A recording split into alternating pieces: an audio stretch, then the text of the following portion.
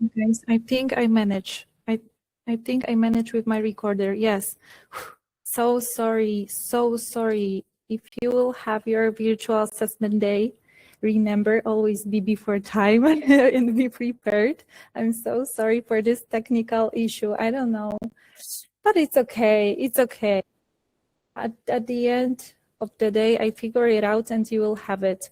Okay, people are still joining, but let's start. Let's get into it, right? And again, I just need to share the presentation because I'm not sure if you can still see this. Okay, now.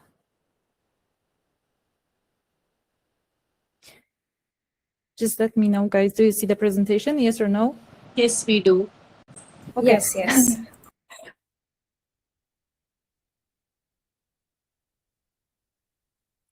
All right. Again, guys, I'm so sorry. I'm so sorry for this issue. Good morning or good afternoon or good evening, wherever, guys, you're coming from today. Welcome. I'm so glad you're here and we managed to meet today. My name is Marta and I'm very, very happy to have you with me today. Take some moment, settle in, grab some coffee, grab some tea, or you had a chance during this 6 minutes already. Get comfortable because we have a wonderful 2 hours ahead of us.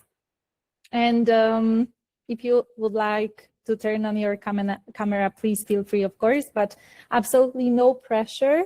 If you want, you can just keep it off. Whatever makes you feel comfortable is fine. And one more thing before we start, future cabin crew, just please keep yourself on mute, because that way there will be no background noise and while I'm speaking, and everyone will be able to hear everything clearly. And at the end, yes, we'll have the Q&A, so you can ask me a question here on the chat or on a WhatsApp group as well, whichever is more convenient for you. And now, of course, before we dive into all the steps and all the details I prepared for you today, I want to start by saying that I believe with my whole heart that becoming cabin crew in the Middle East is one of the most rewarding careers you can choose. Not because of the lifestyle, not because of the destinations, not because of the uniform tax-free salary travel benefits. Of course, everything is wonderful, right? But because of what this career does to you as a person. It shapes you, it changes your life, it pushes you to carry yourself with more confidence, to understand people from different cultures that you have probably never encountered before. It teaches you patience, resilience, adaptability, and of course, grace under pressure. It shows you the world, but I would say in a different way, not like as a tourist, but as someone who truly belongs in it professionally. So this career, future cabin crew, grows you personally and professionally. Someone muted my presentation, so.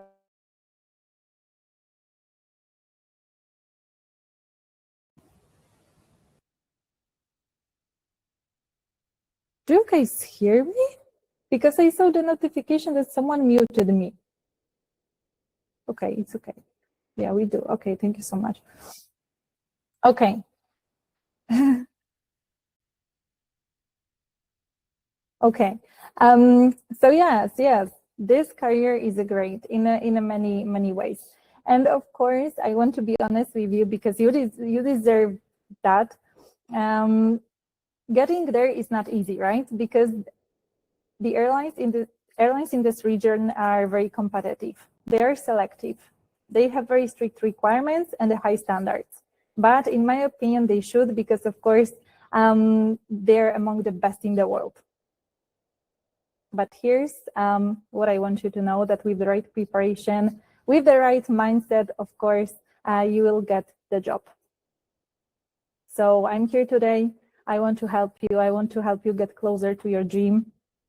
So let's get into it. All right. So what we'll cover today. Today we are going through 5 steps that will bring you closer to your dream, from choosing the right airline all the way to mastering your assessment day. And at the end, we'll have a Q&A session, as I mentioned before. So you will be able to ask me a question. And I genuinely look forward to that part, future cabin crew.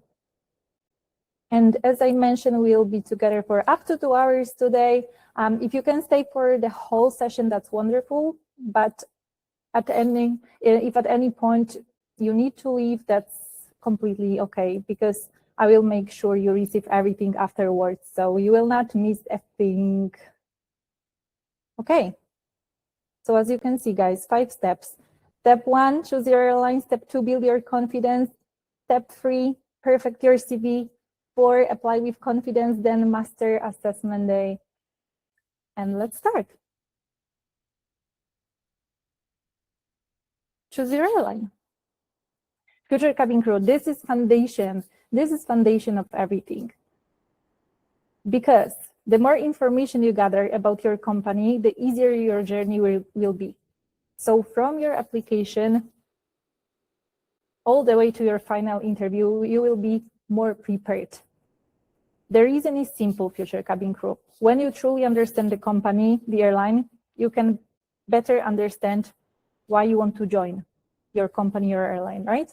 This helps you make the right choice from the beginning, apply to airline who is truly aligned with you, and gives you a clear sense of motivation throughout the entire process. And when your motivation is connected to what the airline represents, what it stands for, the values it promotes, your answers become specific, impactful, rather than vague and generic, right? So the first thing you should do is to do the research. That's the very first step, right? So visit the official websites of the airlines you are interested in and get familiar with mission, with vision, with values, with slogan, awards, achievements, with cabin crew profile, base location, of course, it's super important, recent updates, ambassadors, destinations, partnerships. So if you want to join Etihad, right, or Emirates or Qatar, just do the proper research and know everything as much as you can, because it will be much more easier, right? Mission, vision, values, slogan. This is super important. Cabin crew profile as well, what they want from candidates. Base location, if they ask you a question about relocation and challenges, right? So if you know the base, the location, the lifestyle, it's gonna be easier for you. As well as slogan, if you know the slogan, if you know the values, trust me, it's easier. If you know your airline, you will be more prepared and more confident, and your answers will be much more better.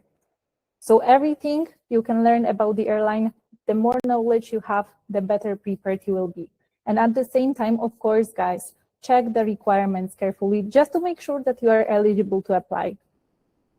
And when it comes to requirements, you probably know that Middle Eastern airlines are very strict, but they are also very clear about their requirements. So the key is here that you need to meet all of them, not most of them, but all of them to successfully join. When it comes to age, if you see the minimum age is 21, you need to be at least 21. They don't specify the upper limit, but from my experience and the candidates that I've guided, mid-30 is still okay. So if you're in your mid-30s, then I would strongly recommend you to, strongly encourage you to just go ahead and apply. When it comes to education, if a high school diploma or equivalent is required, you need to have it. If you don't have, pause your application and take care of it first. This is the minimum, right? High school diploma or equivalent. Then customer service experience or hospitality. So as you probably noticed, some airlines, they require at least 1 year of customer service experience. Other airlines, they might not state it directly, but they almost always highlight in the skills in the job description that you need to have excellent customer orientation. So basically, it means that they expect you to have this experience, right? If you don't have it yet, I encourage you to gain some before applying, because they really want people who have customer service experience and all the skills that you've developed throughout this experience to then, of course, go to the airline and it's excellent service with experience. When it comes to English, English fluency is mandatory because everything is in English, right? Your recruitment process is in English, then your training is in English, then everything on board is in English. So you need to be able to handle real challenges in English.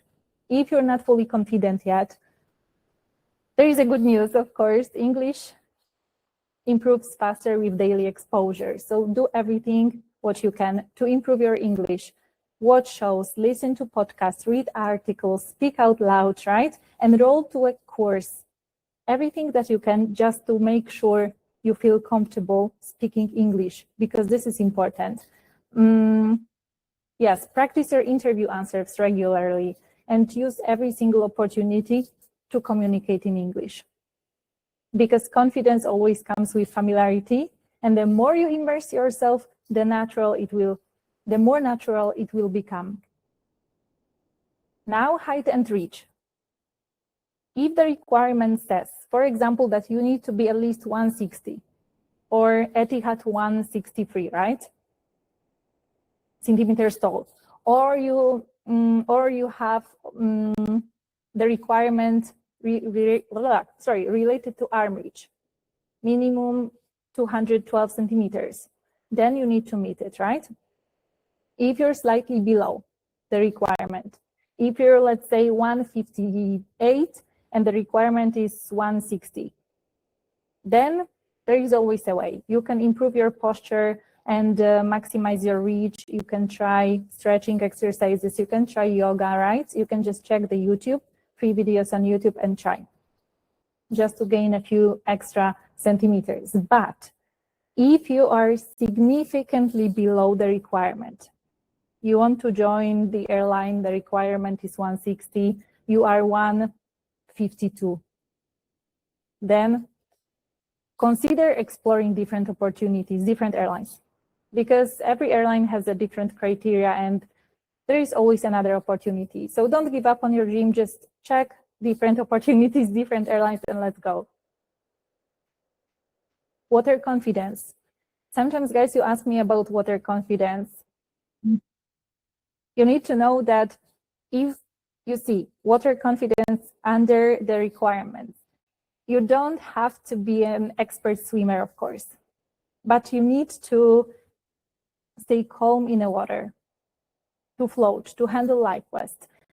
And you will have a pool assessment during your training. So you need to feel comfortable in the water. Again, you don't need to be an expert swimmer, but you need to be comfortable. So make sure, if you don't feel confident now, if you don't feel comfortable, consider taking swimming classes. Because during the training, of course, you need to simulate the beaching scenario, and you all need to enter the pool. And then weight and fitness. This is also very important. You need to be in a healthy range. This is one of the requirements, right? You need to be healthy. You need to make sure to perform your duties with energy, with confidence and focus. If you have no idea, if your BMI is within a healthy range, just check. Google BMI check, provide your height, your weight, and check. If it's in a healthy range, then great. If not, just change your habits, start eating healthy, stay active, and you will make it. If there is a will, there is a way. So always make sure you meet all the requirements. Okay, let me admit another people to enter. Okay. Now, scars and tattoos, because you guys often ask me about it. So if the airline policy says something like no tattoos, scars, piercings in a place is visible while in the company uniform, then you need to fully respect that. Airlines will check it, not only during your assessment day or open day, but during your training, they will check as well. And even after, during random checks, they might check it. So I don't recommend trying to hide your tattoos, your scars. It's just not worth the stress. It's just not worth the risk of termination, right? Because if you hide something and they discover it, let's say during medical examination, then you risk termination. If you have scars, if you have tattoos that are visible while wearing the company uniform, I recommend considering laser removal. Of course, I know it requires time, commitment, and money, but it can be very effective.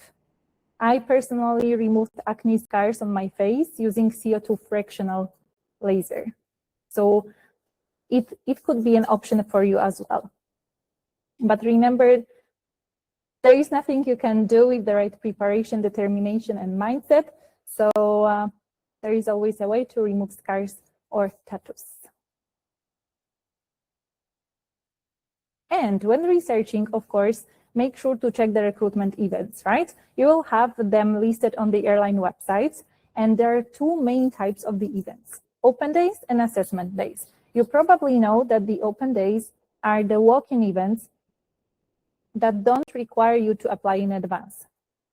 So you don't risk any rejection, right? During the initial screening, you just need to attend the event.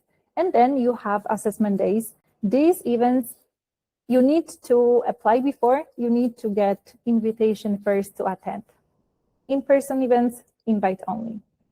If you only see apply button, just go ahead, apply, and wait for the further instructions. Probably you will have a higher view first, and then they might invite you for open day or assessment day or virtual assessment day. And step 2, build your confidence. Future cabin crew, before we talk about CVs, before we talked about interviews, assessment days, we need to talk about the confidence, because I know how many people struggle, and I want you to understand something important, that the recruiter, they don't just hear your confidence, but they see it, they feel it, and they feel it in your posture, in your body language, in your energy, the way you speak, and how you handle pressure. And I know this topic is very sensitive, because during my calls with other applicants, I've seen how many amazing candidates feel held back by comparison in social media, especially feeling of not being good enough, fears of being judged, fear of being rejected. If this sounds like you, I want you to know, guys, that confidence is not about perfection, but self-trust. And it's trainable. That's the most important. You can work on it, you can build it. So whenever you feel like you're not confident enough on this journey, then ask yourself, what makes you feel insecure? And here are the examples of honest answers I've heard during the coaching calls with other candidates. For example, I feel insecure about my skin and worry that recruiters will notice my acne scars. Or I feel insecure speaking English in front of others because I'm afraid of making mistakes. Or I struggle with self-doubt because I used to compare my journey to others on social media. Or I feel I'm not good enough because I've been rejected after submitting my CV multiple times. And now, notice, guys, that these answers are very specific. Not everything makes you feel insecure or not confident, but one clear concern. And this matters because insecurity often shows us something that we need to work on. It's usually about a skill we can straighten, a habit we can improve, or an area where we can better prepare ourselves, right? So in other words, insecurity is not a weakness, but it's just an information for us. And it shows us where we can support ourselves more intentionally. So once you name the source of your insecurity, whether it's the scars, whether it's uneven teeth, or You start comparing yourself to other people. Just name it, and then it becomes manageable. Instead of feeling overwhelmed, you can just take actions to support yourself. So if you feel insecure about your skin, if you worry about your acne scars, then just consult with dermatologist. Consider treatment, consider laser therapy just to improve your appearance, the appearance of the scars. If you feel insecure speaking English because you're afraid of making mistakes, of course, practice English. Practice English every single day out loud. Consider enrolling in an English course so you will be able to speak with other people. It will be the most effective. Or if you struggle with self-doubt because you compare yourself to others on social media, which is this is a real problem right now, I've noticed. Just reduce scrolling time. Mute accounts that trigger your insecurity and just focus on your own progress. Ask yourself, what have I improved in the last 30 days, let's say? Or if you feel like you're not good enough because you've been rejected before after submitting your CV, then clear information that you need to enhance your CV. You need to straighten your CV. Ask someone for help to review your CV and make sure it truly reflects your full potential. So again, acknowledge what makes you feel insecure, because this is an information, and then take intentional steps, take actions, and let it go. And let's go. And step 3, perfect your CV. And now, future cabin crew, this is so important. Your CV is what opens the door to the next stage of the recruitment process. So in this step, I will guide you through creating a CV that stands out and increases your chances of moving forward. As you can see here, this is the CV template, and I'm going to guide you through this CV template that you can see right now. So if you're just listening, then please take a look in a moment. All right, so one of the biggest mistakes candidates make is assuming that the recruiters, they read CVs the way we read books, that they read it very carefully, line by line, but they don't. They don't, because in reality, recruiters, they usually spend only a few seconds on each CV. And not because they don't care, of course, but because they review hundreds of CVs and hundreds of applications every single day. So in those first seconds, they subconsciously, they asking themselves, is this CV easy to scan? Does it look professional and organized? Does this person understand the role? Do I see relevant experience or trainable skills? They are looking for clarity and for alignment at the very beginning. That's why, future cabin crew, your CV should be concise, short, and professional. Ideally, 1 page long. 1 page long. It's enough. It's enough because you only need to put here what's relevant. Not everything, not every experience that you have, right? But the only relevant thing for the cabin crew role, only the things which can support your application. That's why I'm sure that you can make it 1 page. So remember, 1 page only, and then use 2-column layout, because it's very easy, very pleasant to read and clear for recruiters, as you can see here even. So 1 page, 2-column layout. Clear, concise, professional, easy to follow. And then now let's take a look at these labeled sections, such as contact, skills, languages, education, work experience. Everything is clear, like all of the headings are clear and they guide the recruiter's eye. So these are the essential sections your CV should always include, along, of course, with your full name and summary, short brief about you. These sections are mandatory. And remember that white space is your friend, because it allows your CV to breathe and it makes it easier to read for the recruiter at the glance. Also choose simple professional fonts. I can recommend you Arial, Helvetica, or Open Sans. If you use Canva, for example, you can find many very simple professional fonts. And when it comes to colors, just keep them simple. Keep them simple. You can add one accent in airline color, let's say. But then just keep it simple, keep it nice. And make sure that all text or all elements, everything is aligned, because your CV should always reflect professionalism and attention to detail. And now your photo. Let's talk about the photo, because this is often the very first thing the recruiters notice, sometimes even before they read a single word. So your photo allows you to make a very strong first impression, as an approachable appearance is what airlines in the Middle East looks for. So please take a look at the photos here if you're listening only, because I just wanted to show you an example. And now, how to take a strong CV photo? Ideally, future cabin crew. Go to the studio. Go and take your photo in a professional studio, because they will provide you with high quality, proper lighting, posture guidance, clear, neutral background.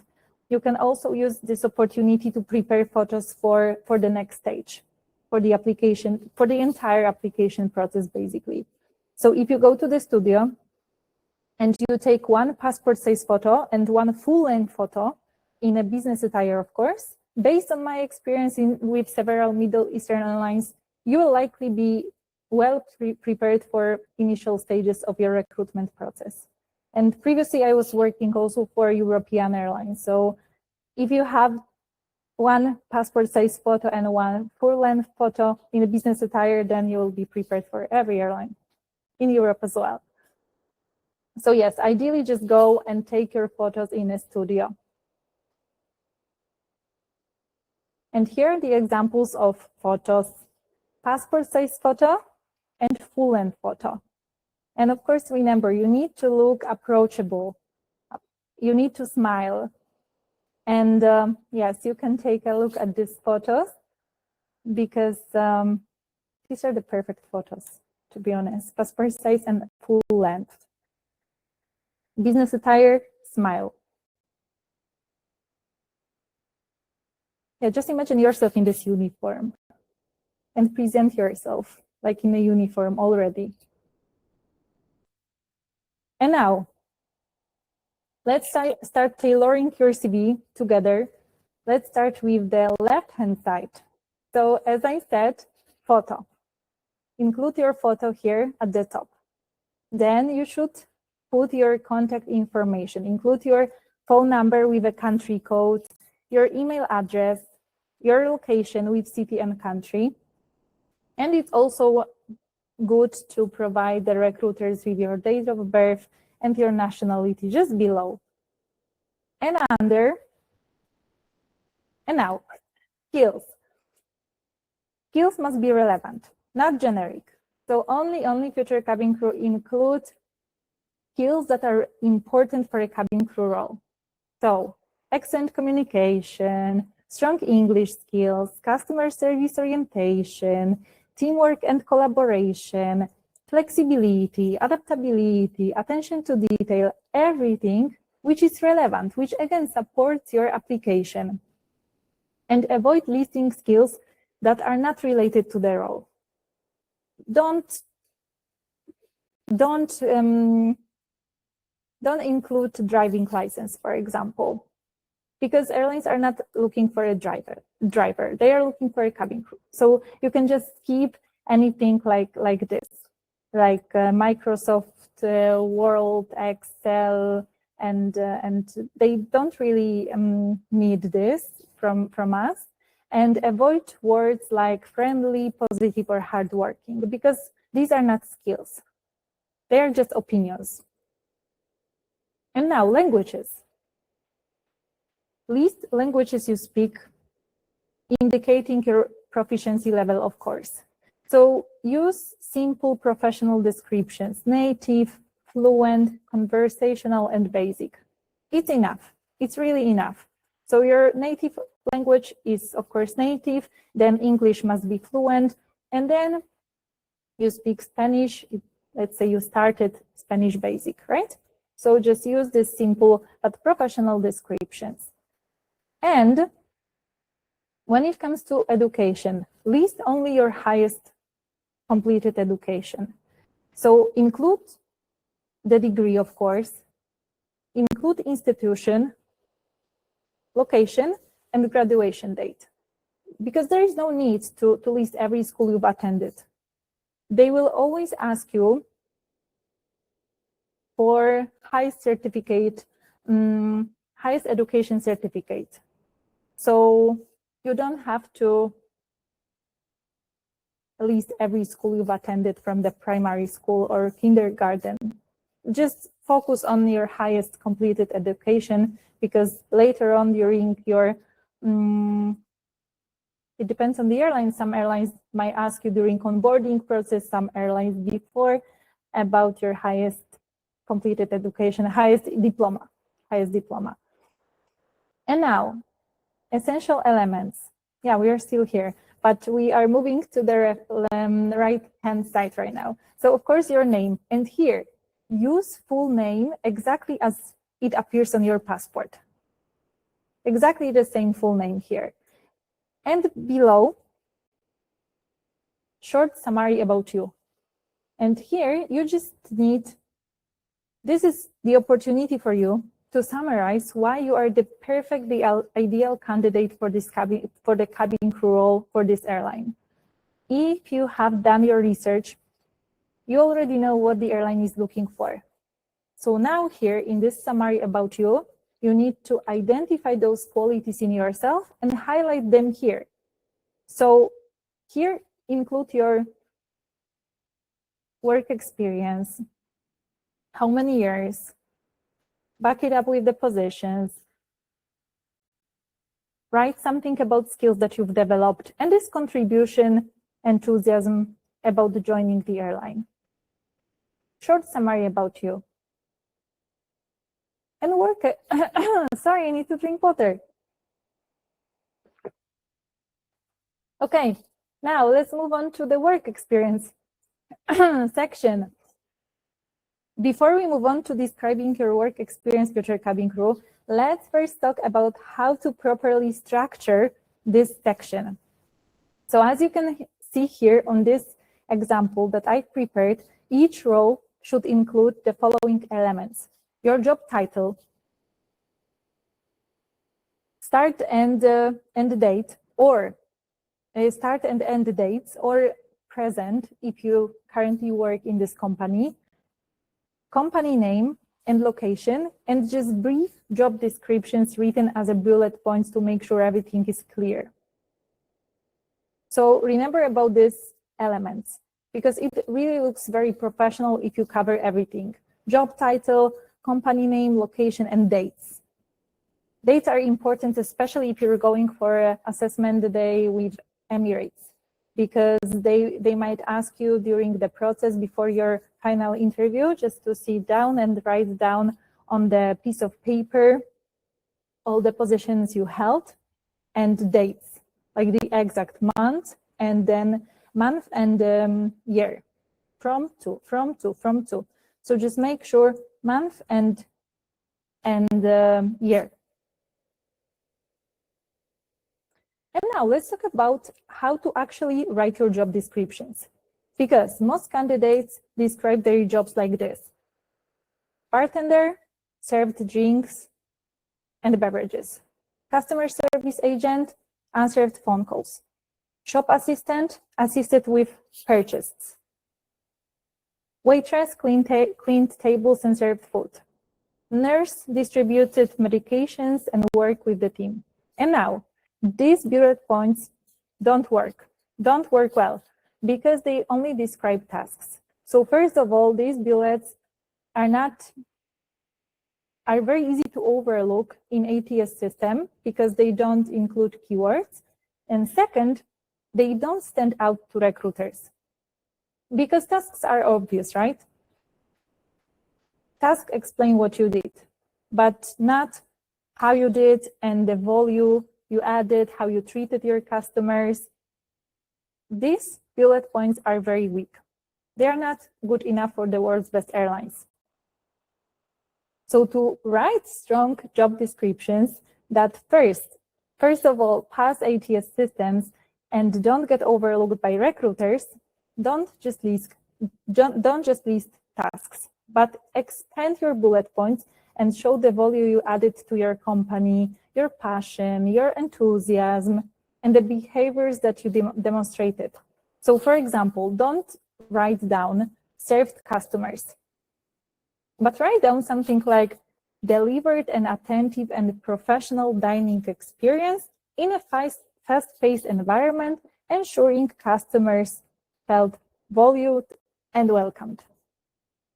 And don't write down answered phone calls. Write down handled inbound calls with clear communication, providing accurate information and resolving customer inquiries with empathy and care. Instead of worked in a team, write down collaborated effectively with the team members to ensure smooth daily operations and consistent service standards. I'm sure you can see the difference now. So expand your bullet points and show the recruiters your approach and the value you can bring to the company to ensure that every passenger flies better. Especially, it's very competitive and very, very selective. So you need to really stand out from the crowd.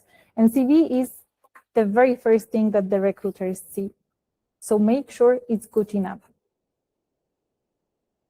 And now let's quickly go over the optional elements you can include in your CV if you still have a space after adding all the mandatory elements on your one-page CV. Remember, one page. So you can add certifications and training if they are relevant. So again, nothing random, only the things which supports your application. So if you have any certifications like CPR, First Ed, something related to customer service, hospitality, aviation, then yes, of course, go ahead and write the name of the certificate, the institution, and the date of issue the certificate, for example. And then interests and hobbies. If you still have space, if you don't hold any certificates which are relevant, then you can, of course, include hobbies and interests, but only, again, if they are relevant, if they support your future role as a cabin crew member. Nothing random, nothing random. And volunteer experience, again, if you have a space, of course, it can be very, very valuable, especially if you have limited work experience, you want to fill a gap, then of course, go ahead and write down your volunteer experience. And it's always good to write an institution and the dates and make sure it's professional. Everything needs to be professional, elegant, polished, and remember, world's best airlines.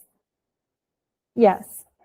So now step 4, apply with confidence. This is also very important because of the cooling off period. Some of you, many people are not very familiar with the cooling off period. And applying with confidence means applying strategically. If this is not your first application and you were previously rejected by the same Middle Eastern airlines you're applying right now, you need to know about this cooling off period. So the cooling off period is the time set by the airline after a candidate receives a rejection. It usually lasts between 3 to 6 months, starting from the official rejection date. Emirates, Etihad, 6 months at least. Same for Riyadh Air. This is confirmed information for Riyadh Air as well. If you face rejection, you just need to wait at least 6 months to be able to reapply again. And now, future cabin crew, if you reapply before the cooling off period ends, the system will likely flag your application automatically because the systems are very smart right now, which often leads to another rejection, regardless of how strong your CV is. So if you want to apply with confidence, just make sure that your cooling off period has finished. And if you're applying for the first time or your cooling off period has finished, here's what to do. Just open the official website of the airline or airlines you have chosen and look for open cabin crew vacancies just to apply online, or specific events like open days or assessment days in locations that you can attend.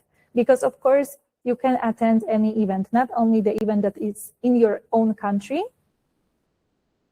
but you can travel. If you can travel easily to another country, of course, you can attend event in a different location as well. So yes, go ahead. And once you click apply, you will be guided to an online application form. And in most cases, you will need, of course, to create applicant profile. You need to provide your personal details, everything as per passport, of course, name, surname, and everything, date of birth. Upload your CV. Sometimes include your photos and cover letter.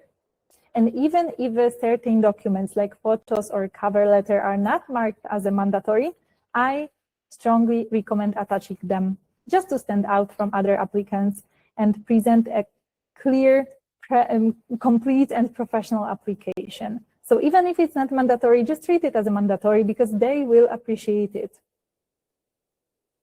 And now, yes, I want to tell you that I encourage you to explore more opportunities, especially right now in the Middle East. You have more opportunities, more than one airline. Of course, if your dream is, let's say, Emirates, and you see only Emirates, then I truly understand and respect that. However, you can open yourself many doors and just apply to other airlines, practice interview, even if you let's say, get this offer letter from Etihad and your dream airline is Emirates, no one will force you to join, of course. So, but you will gain confidence, you will gain a practice, and it's just a good opportunity to open yourself as many doors as you can. And then, of course, at this stage of the application, some airlines, like Emirates, for example, they often ask you just yes or no questions. For example, are you willing to serve alcohol on board, including during Ramadan? Do you meet age, height, swimming, and the background requirements? Are you willing to wear company uniform and work shifts? And these are not the trick questions, of course. They just check your eligibility and compliance. And they just want to make sure that you meet the requirements, you understand the realities of the role, and are aligned with the company's policies and working conditions. That's it. And also, they might ask you descriptive questions. Some of the airlines, they have these descriptive questions during the application stage. For example, what is your previous and current experience? Why do you want to join and relocate? And here, these questions are not about writing something impressive, something emotional, but again, they are about clarity, alignment, readiness. So just make sure to be specific about your experience and about your motivation. Show that your background and values match with what the airline is looking for, and of course, demonstrate that you are prepared to take this step. And now, before clicking submit, of course, double check everything, especially spelling, dates. Just double check. Review your answers calmly. Make sure that your CV is attached correctly. Make sure your cover letter, if you attached, is attached correctly, and the same for photos. And of course, confirm that all information is accurate here. Then submit. And once you submit, just be proud of yourself and be very, very patient. Because sometimes you probably know that it takes time and it might take months, but stay patient and explore other opportunities. And now let's go. Step 5, Master Assessment Day. Let me just check if someone is here. No, okay.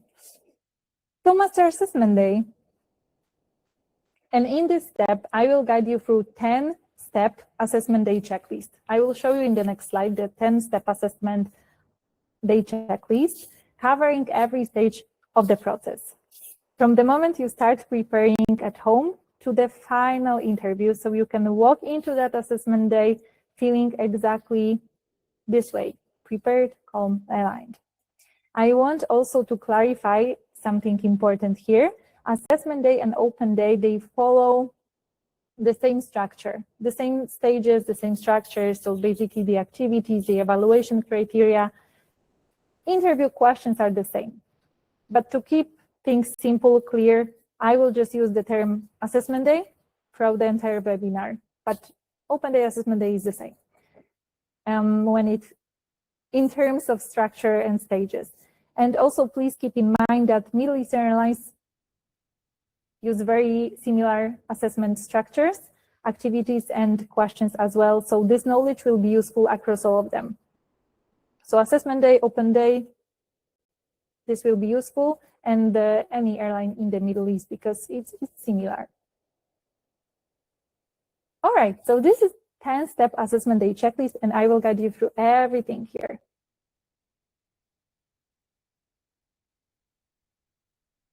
So again, remember, know your airline. What I said at the very beginning, you just need to make sure you know your airline well.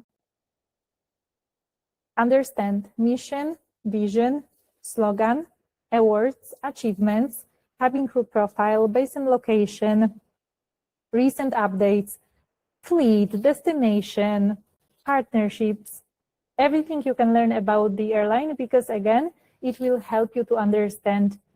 It will help you answer any question, especially about your motivation, especially about your readiness. So do the proper research.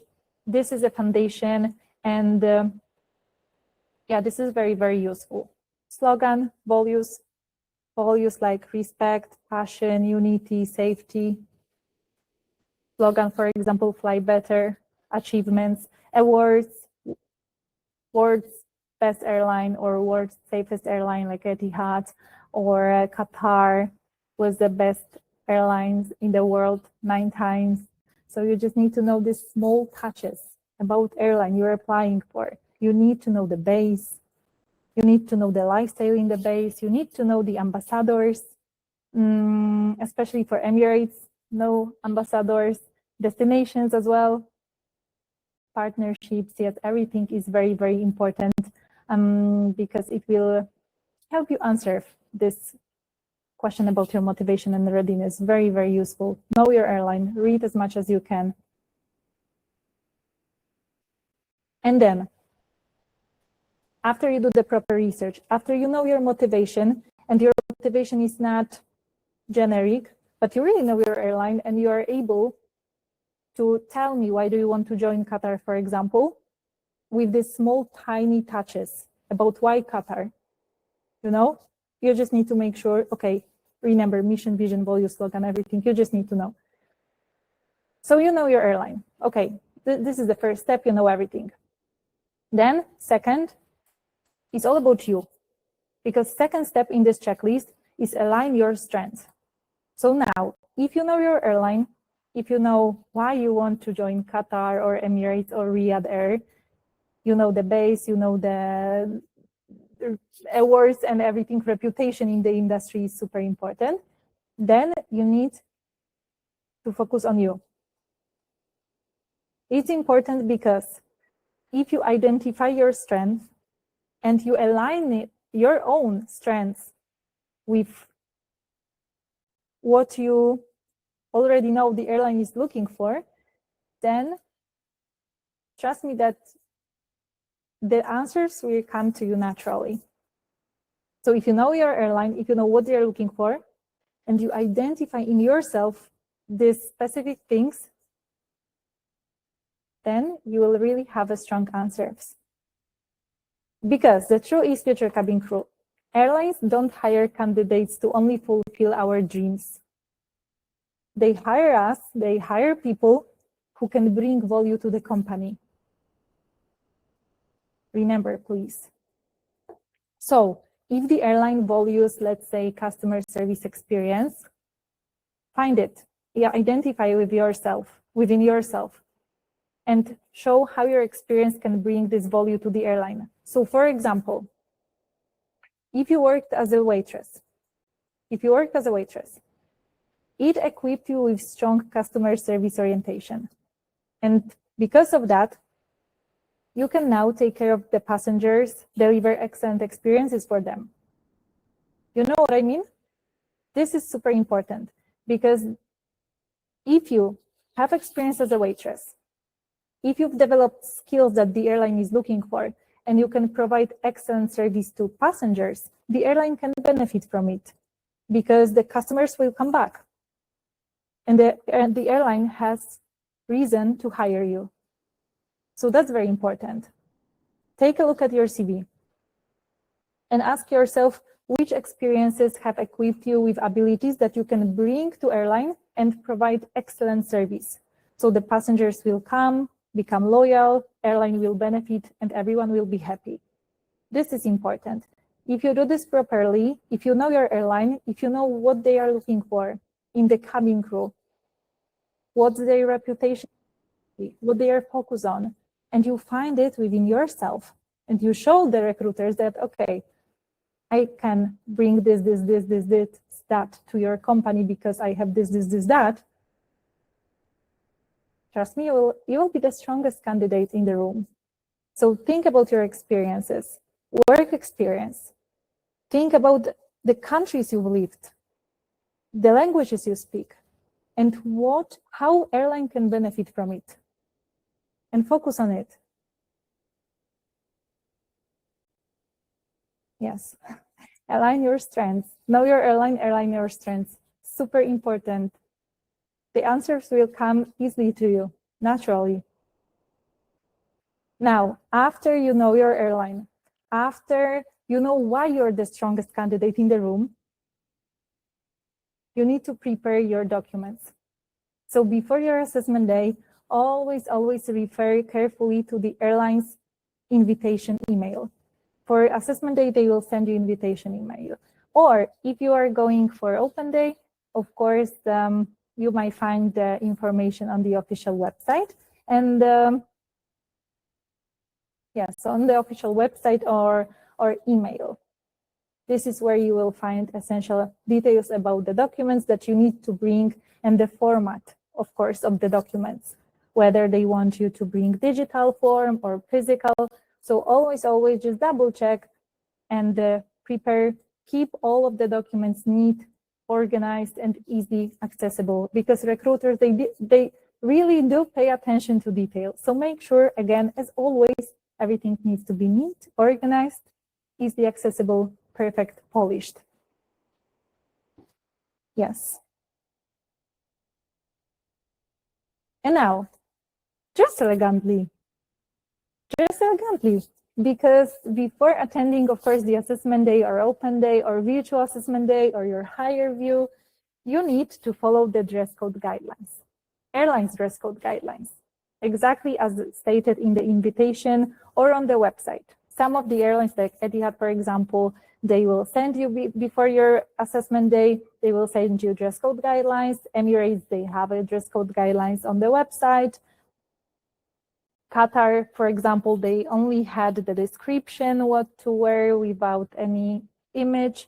So if no specific dress code is provided, you can refer to the photo here, the one that I just put on the slide, because this is the standard business attire, the one that you see on the photo. But always refer to the airline guideline. But if they don't provide, then you can just take a look. And this is the proper dress code. Ladies, now let's talk about the shoes and details. These are the shoes, the proper shoes. Make sure to wear elegant shoes and black and white business attire first, sorry, black and white business attire, skirt with knees covered. About it. because you need to be professional and elegant. So cover your knees. And when it comes to shoes, closed-toe shoes only. Choose small, stable, comfortable pair. And of course, skin color stockings. And make sure to bring a spare pair just in case for open or assessment day. And now, hair. Just when it comes to, if you have medium or long hair, then refer to low bun. There are so many tutorials on YouTube, TikTok, Instagram, so you can easily do the low bun and align yourself as much as you can to your future role. This is the low bun on the first photo. Use hairspray and smooth down all of these baby hairs. Look professional, like a cabin crew already. And the natural hair colors only. So usual shades here, like red or blue or green, just natural colors. And accessories. When it comes to accessories, just keep it simple. Keep it minimalistic, keep it conservative. If you can see on the photo here, small pearls are perfect. And if you have very short hair, then opt for this, it's called knit bob. So make sure you have a knit bob. And if you have a long or medium, just crew low bun works the best. And of course, when it comes to nails, nails should be clean, neat, well maintained. Choose natural shape and natural length. So make sure they are just, yeah, you can go for the French. It's very safe. You can, yeah, French will be perfect. Or pink, pearl, something natural and elegant. When it comes to makeup, just your makeup should match the airline's cabin crew style. For example, if you're going for Emirates Open Day or Assessment Day, of course, red lipstick. If you're going for Etihad, then opt for purple/pink. If you're going for Qatar, go for burgundy. So before your assessment event, just always refer to the photos. Go to the official airline website, take a look at the cabin crew, and align your makeup fully to their look. Yeah. Gentlemen, business attire, again, in black and white only. No earrings, no piercing, no visible piercings. Grooming should be neat, polished, and of course professional. Hair should be short, well maintained, neatly styled. And if the airline allows facial hair, then of course you might keep your facial hair, but make sure to trim it well and make sure your facial hair is clean and carefully maintained. But take a look at the guidelines. If the airline allows, then it's fine. If not, you just need to get rid of your facial hair. Okay, now join early. So once you're prepared inside and out, there is one more critical rule to remember. In aviation, of course, punctuality means being early. So for in-person assessment day, if you have this sharp time, for example, your open day, assessment day. If you have to be there at 9, be there 8:30. Just be before, or 8:45, at least arrive at least 15 minutes before your scheduled time. This shows, of course, that you are punctual, reliable, and respectful. Plan everything ahead, especially if the event is in a city you don't know or a country you're traveling, you don't know, then plan everything ahead. Check the location, check the timing multiple times.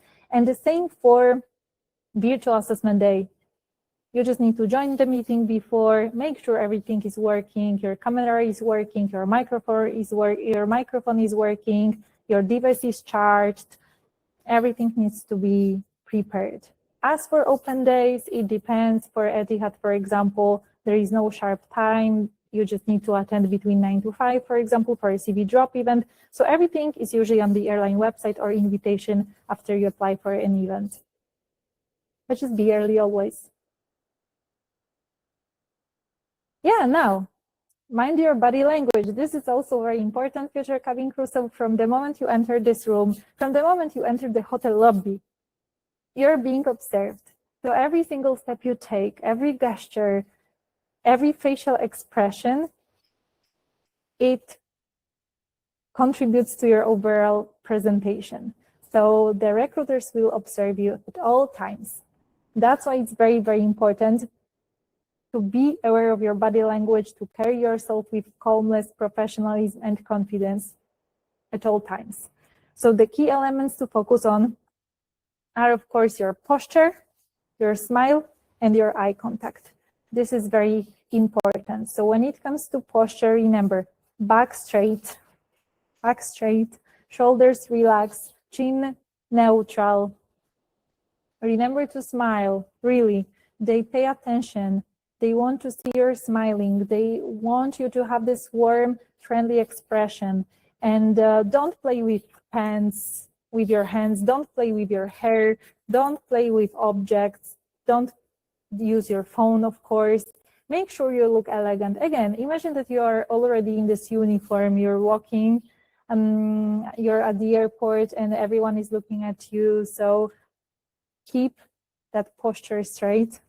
Smile, maintain soft eye contact, of course. It must be soft eye contact. Don't stare at the recruiters or other people like psycho, but just make sure it's a soft, nice, welcoming eye contact.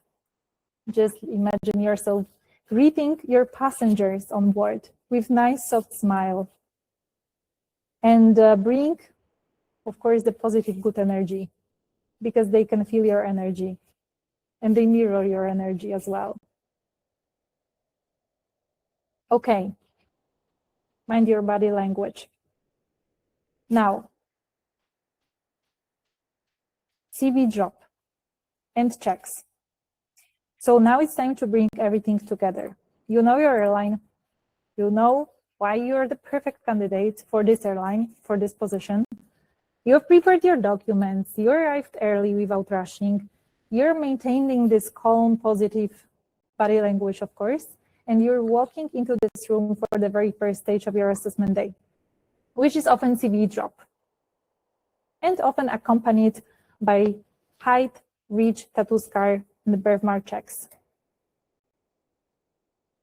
So this stage is one of the most important moments, of course, of the entire day, because recruiters often form a very early impression, an early impression of who feels ready and who doesn't, based on, of course, your first impression, your confidence, your body language, your communication under pressure, how natural you present the airline's image.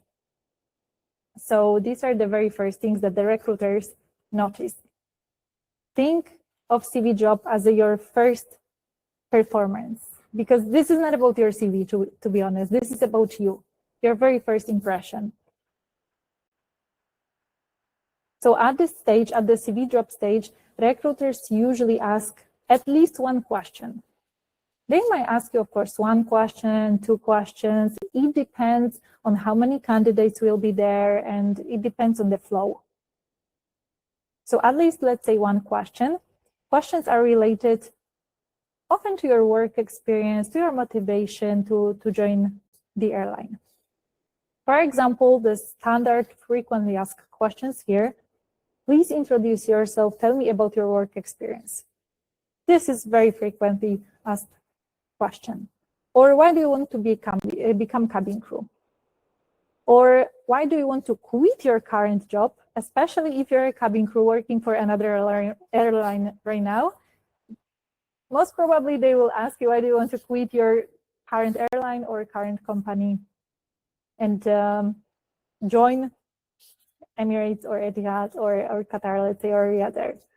So if you are currently flying for other airline, they might ask you, why do you want to quit your airline and join our airline? And of course, why do you want to join our airline? if you don't work within the aviation. And now, your answers should be, of course, relevant, structured, concise. Let me show you an example of introduction. This is the introduction. I will explain you clearly everything. This is the introduction that landed the next stage to hundreds of candidates that I coach with this. So yes, please introduce yourself and tell me your work. Tell me about your work experience. First, it's good, future cabin crew, to start with thank you. Thank you for this opportunity to introduce myself. Trust me that it will show the confidence. It will make you stand out from the crowd. Thank you for this opportunity to introduce myself. And then say your full name, of course. Don't only say the name, because it's always very important. It's always very professional to say your full name. Thank you for this opportunity to introduce myself. My name is, first, second name, and I bring, let's say, I bring 4 years experience in customer service and hospitality. And then you need to back it up, right? If you tell them that you have this experience, you need to back it up with the position and just prove them that you have this experience. So tell them, for example, currently I work as a waitress in a restaurant where I take care of a guest and ensure they have a pleasant dining experience. It sounds great. Previously, I worked as a shop assistant and hostess. In every role, my focus was on making customers feel valued, welcomed, and cared for. Valued, welcome, and cared for. Valued and cared for. And again, it sounds great, right? It's not only about the tasks, but it's about your approach. It's about your passion, your enthusiasm, what you can bring to the airline. So again, the airline can benefit. And then tell them about the skills that you've developed, because for them, this is essential. They need you to have the skills. So after you thank them, after you say your full name, after you tell about the years of experience that you have in the industries they want you to have, then of course, give them this position. Tell something nice that in every role, my focus was on making customers feel valued and cared for. And then tell that throughout my experience, I've gained strong communication skills, teamwork, adaptability. Give other skills, but these are the strongest. So strong communication skills, teamwork, adaptability, or customer service, or strong communication skills, flexibility, cultural sensitivity. Just choose 2, 3 relevant skills. And at the end, finish with something like, I'm now eager to bring the skills and my passion for service to, let's say, Qatar Airways and contribute to its continued growth. Thank you. This is very relevant and very, very nice to conclude with this contribution and then thank them again. To finish and smile. Of course, deliver it all with a confidence and with a smile. Thank you, full name, relevant experience, back it up with the position you held, give them one nice touch that in every position, you don't have to tell that in what you've done in every role. You can just tell about the roles, and you can tell that in every role, you were making sure that your customers felt genuinely grateful, genuinely welcomed and cared for. Then tell about the skills. Throughout my experience, I've developed this, that, and now I want to bring it to your airline so the airline can grow. Thank you. It's very short, very concise, nothing is random, everything what they want, everything what they need. So every answer should clearly showcase why you are the strongest candidate in the room. Don't overshare, don't over-explain, be concise, to the point. This is how I practice with my students, of course, inside my program during our coaching calls. So every single question you might get, just we go like this step by step with bullet points. It's very, very easy. And now, after they ask you just few questions, or maybe one question, maybe only introduction, after the CV drop or just together, as a part of the CV drop, they will proceed with physical checks. So these checks usually, they include your height and reach assessments. It depends on the airline, of course. Some airlines, they only check your height. Some airlines, height and reach, like Emirates, right? They check both. While, for example, Qatar only reach and Etihad only height. So depending on the airline, they will check. As well as they will check tattoos, scars, birthmarks. And there will be also like a formal declaration. They will ask you if you have anything to declare. So you need to be very honest. And now, when it comes to your height, of course, high measurements, you might be asked to remove your shoes, stand straight, and the recruiter will just check whether you meet this minimum height requirement with measuring tape, for example. And when it comes to reach, again, you might be asked to just stand on your tiptoes. You just need to remove shoes, of course, stand on your tiptoes, and they will check your reach. If you can reach easily, commonly around to 12 centimeters with your palm of your hand. So of course you can't jump, but you just need to easily reach this 12 centimeters.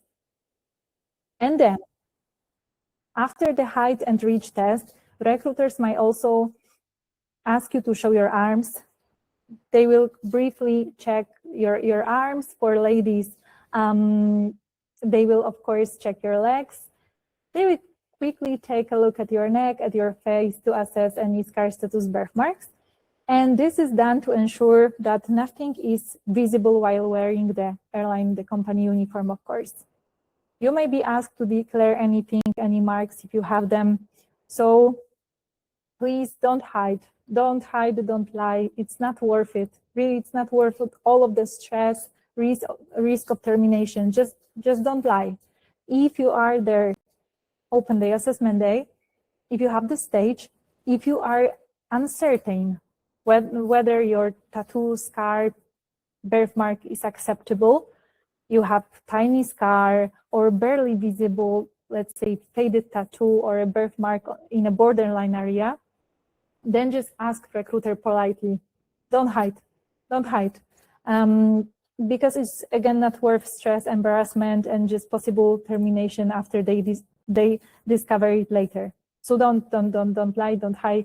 If you really have something which is very obvious, very prominent, very visible, very big, then of course it will be an issue on a face or neck or arm, right? So of course I suggest you to go ahead and try to remove with laser. But if you're not certain, like if you are not sure about something, then just go ahead and clarify and ask. They will appreciate if you ask, and you will know later on what to do. But again, I'm referring to something which is prominent, which is visible, which I can just take a look at you and I can see it's very obvious, right? On your face, on your neck, on your arms, ladies' legs, neck. Yes. So declare if you have. Don't lie, don't hide. I don't recommend.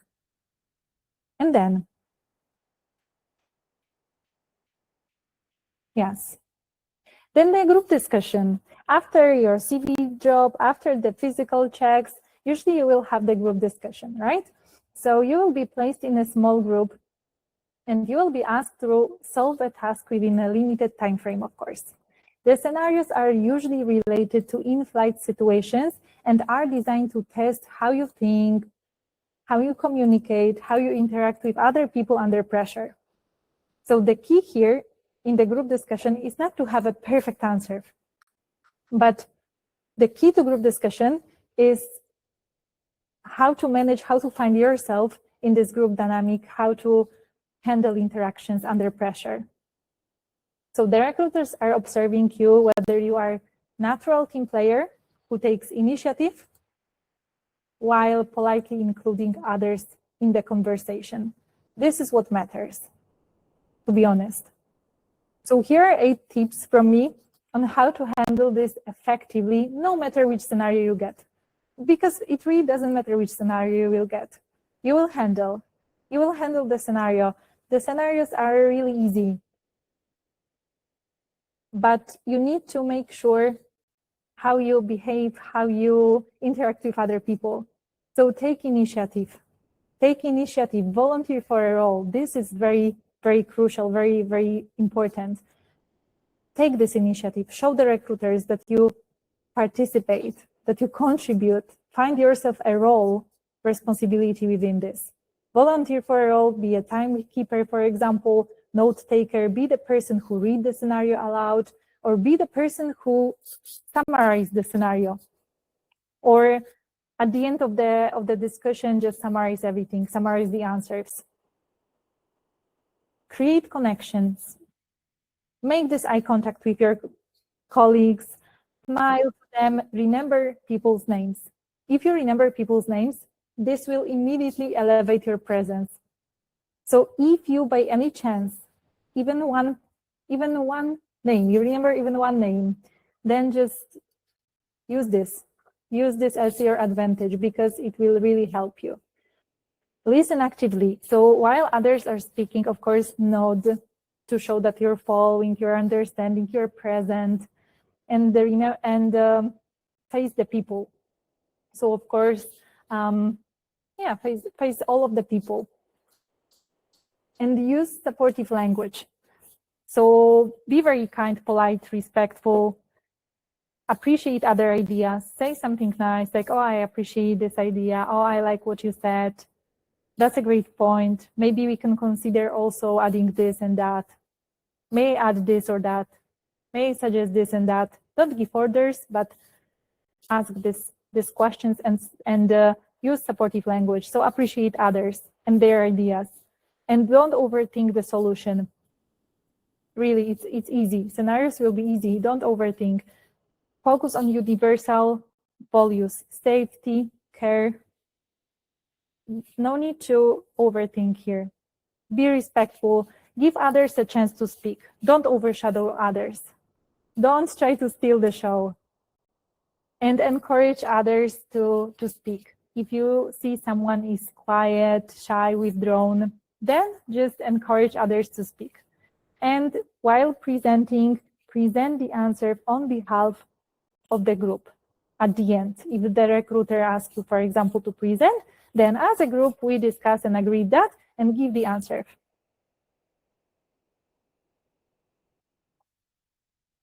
Yes, that's it when it comes to group discussion. Don't worry about the scenario. Don't worry. Maintain this positive body language at all times. Don't use your phone. Don't speak your language. I mean your language. If, for example, everything needs to be in English. If you're Polish, don't speak Polish with other Polish people. Just use this English at all times. And really, guys, don't worry about the scenario. It's usually about to prioritize something. There is the last piece of cake, and you have different characters, and to which passenger would you offer this piece of cake? And you have, let's say, pregnant woman, you have a child traveling alone, you have a couple traveling for honeymoon, let's say, VIP traveler, and let's say elderly. Did I mention elderly? You have different characters, and together with your group, you just need to tell to which character would you offer and why. So in this case, of course, remember that everyone is important and try to provide something to everyone. But don't worry about scenario. Make sure you find yourself within this group dynamic. Now the English test. One of the final stages of the assessment, of course, is your English test. And when and how does the English test happen? With Middle Eastern Airlines, the English test usually appears in one of two ways. Some airlines, most often during the assessment day. So the English test is typically during the assessment day. It's very short, straightforward, and most of the time it's a multiple choice test. So the questions are designed to check your basic understanding and communication. It's not very advanced grammar and academic English, to be honest. It's like 12th grade. So I wouldn't say it's difficult. Some airlines, they send you an English test after the assessment day. You will get the link and you just need to open the link, and within a deadline, you need to submit your English test. But most often during the assessment day, you will have this short, straightforward test. What the questions feel like? Most questions in English test are very, again, as I said, straightforward, practical, and they are designed to reflect everyday situations you might face as a cabin crew. They don't want to confuse you or overwhelm you, and the level is usually around grade 12. So it's not difficult, I would say. And you might read a short sentence, choose the correct option, read a short paragraph and answer what it's about. Choose the most appropriate response to a passenger, complete a sentence with the correct word or grammar form. So my advice here would be just stay focused, manage your time wisely, and choose the answer that sounds most professional. And never just leave the empty space. Even if you have no idea, just don't leave the empty space, because you might have a luck. So don't leave this empty space, even if you have no idea. Just eliminate, choose something, and let's hope for the best. And now we are going to the final interview. So when it comes to the interview, this is your very last stage of the assessment day. And during this final interview, recruiters ask you a question based on your unique background, just again to check, to confirm whether you are the perfect candidate, not only for a cabin crew role, but also for this airline. So if you deliver all the answers in a professional, concise way, following the steps we covered today, you will be the strongest candidate in the room. And the interview usually takes 15, 20 minutes. The recruiters will ask you 4 or 5 questions. Just to make sure that you're the right fit for both, for the position and for the airline. And the questions usually falls into 3 categories, to be honest. So motivation and personal fit questions, situational judgment questions, and skills and competency questions. So for example, the first category is motivation and personal fit. Here are the examples of motivation and personal fit questions. Why do you want to become a cabin crew? Why do you want to join this airline? Why do you want to quit your current job and become a cabin crew? These are the frequently asked questions about your motivation and personal fit. So here the recruiters, of course, are testing your values, your motivation, whether you are here for the right reason, because not every reason is good here. You probably know. Not every reason is good here. Remember. And remember also, lead with what you give, not with what you get. That's the rule. While you are answering these motivation questions, like why do you want to become a cabin crew? Remember what you can give, not what you can get from the airline. Focus on it. What you can give, not what you can get. And here you just need to demonstrate your passion for service, passion for people. Of course, your experience in these industries like hospitality, customer service, aviation, and the skills that you've developed throughout this experience, because it's valuable, and then your contribution, how you can again contribute to airline success and continued growth. So in these questions, remember, if you know your airline, if you know why you're the great candidate, you'll answer these questions. Now, the second category, they might ask you situational judgment questions. They might ask you, these are the frequently asked questions. Describe a situation where you had to work as a part of a team to overcome a challenge. Or describe a situation when you went above and beyond. Or tell me about you dealt with a difficult customer. So these are the situational judgment questions. And what the recruiters are testing here, how you think, how you make decisions, what you deliver, how you treat others, and how you behave when things get challenging. And of course, if you really have this experience.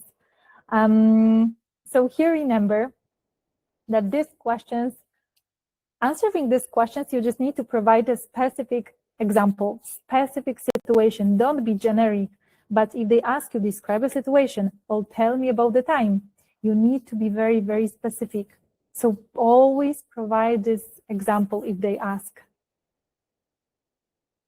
And the strategy here, choose powerful example. If they ask you about the situation when you had to work as a team to overcome challenge, you need to cover challenge. You need to tell about the challenge, the real challenge, and you need to tell about the teamwork, how you and your team overcame this challenge together.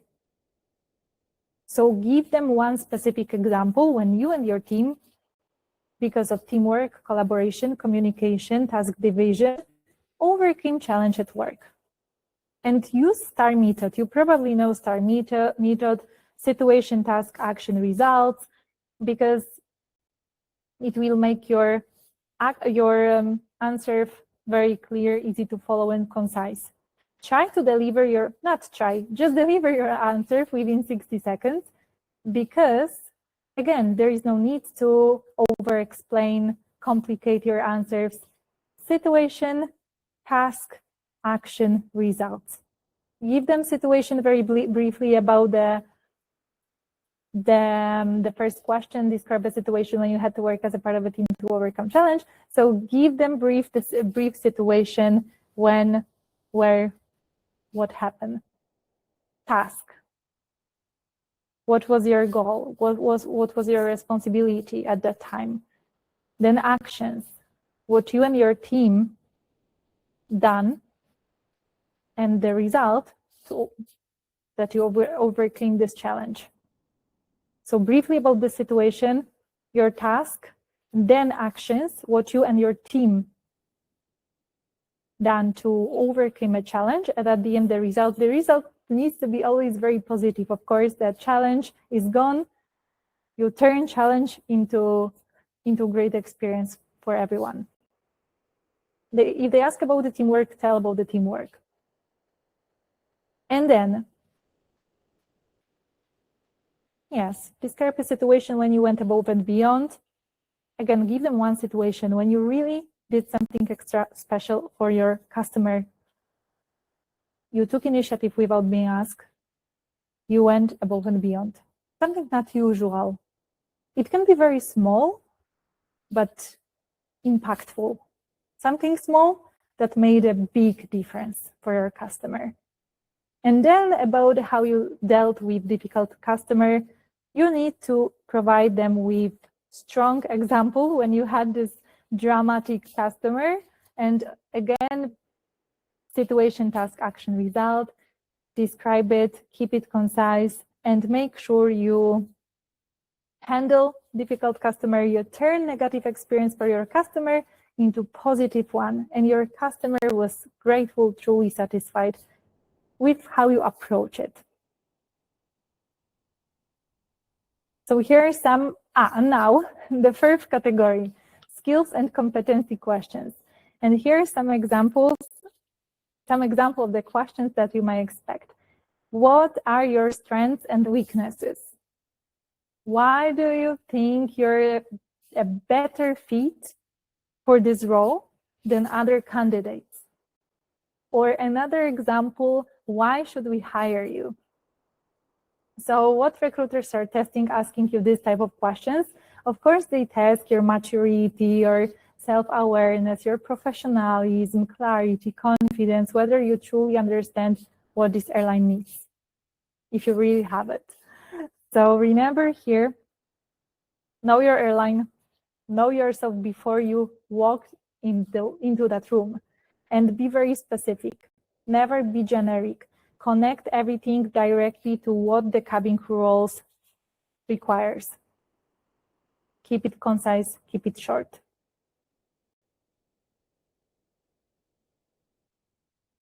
And deliver it all again with a smile, posture, positive energy, and everything comes here during your interview.